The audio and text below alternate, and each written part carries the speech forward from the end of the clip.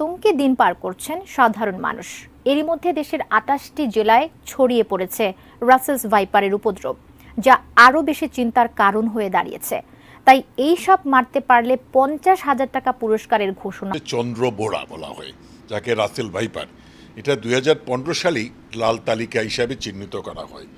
অতি সম্প্রতি এটা দেখা গেছে যে বাংলাদেশে একটু বেশি আকারে আনাচ্ছে, সব জায়গায় বের হচ্ছে। আমার কাছে মনে হয় এটা পরিবেশজনিত কারণে, কারণ আমাদের দেখেন সব গাছপালা সব কেটে ফেলা হয়েছে। ওরা যেখানে থাকতো তাই জন্য ওরা এখন শহরের দিকে আসছে। তো যাই হোক, আমার যেটা কথা হচ্ছে যে এটা নিয়ে আমি একজন স্বাস্থ্যমন্ত্রী হিসাবে আমাদের সাধারণ জনগণকে বলবো, আপনারা আতঙ্কিত হবেন না।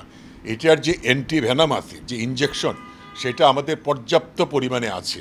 আমি আজকে সকালে কিছুক্ষণ আগে আমার লাইন ডিরেক্টর আছেন প্রফেসর রুবাইদ আমিন সহ আমরা সারা দেশে সবার সাথে কথা বলছি। সিভিল সার্জন, ডিভিশনাল ডাইরেক্টর, প্রত্যেক হসপিটালে আমি একটা নির্দেশ দিয়েছি যে কোনোভাবেই এর কোনো ঘাটতি কোথাও থাকা যেন যায় না।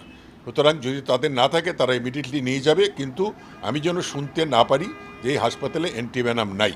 তবে এই ব্যাপারে আমাদের স্থানীয় সংসদ সদস্যদের সহযোগিতা খুব দরকার, কারণ একটা মানুষকে যখন সাপে কাটে সে তো অনেকে হাসপাতালের কাছে থাকে না, অনেক দূরে থাকে। এই ট্রান্সপোর্টেশনটা একটা ইম্পর্টেন্ট। তো ওনারা যদি এই লোকজনকে, ওনাদের মানুষকে দিয়ে সাহায্য করে যদি যত দ্রুত হাসপাতালে নিয়ে আসবেন, তত এই অ্যান্টিভেনামটা দিলে রোগীর উপকার।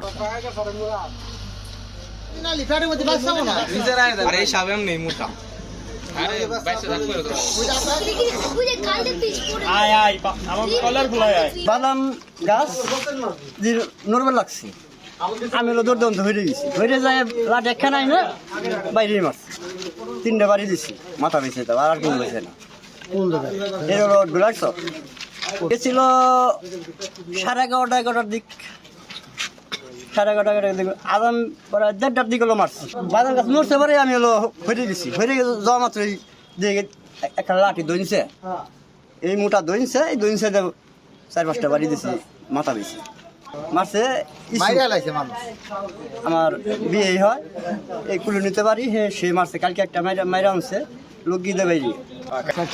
আমার বাড়ির পাশে একজন কেটে জায়গায় মেরে ফেলে দিছে, আরে টাইমও দেয় নাই। কতদিন আগে?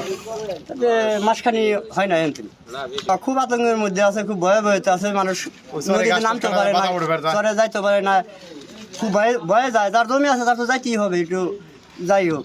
বাদাম টাদাম লাগাইছে। চরে শুনছি পর্যাপ্ত পরিমাণ রাসেল ভাইপার আতঙ্ক। সেই মর্মে আমি একটা অনুষ্ঠানে ছিলাম, ভাই আমাকে ফোন দেয়। ফোন দিলে পরে আমি অনুষ্ঠান থেকে খাওয়া দাওয়া সেরে তড়াহড়া করে বাইরে ওখানে যাই। ওখানে যে সেরে আমি দেখতে পাই যে এটা রাসেল ভাইপার নামক, ইভেন চন্দ্রবোড়া, ওই সাপটাই আমি দেখতে পাই।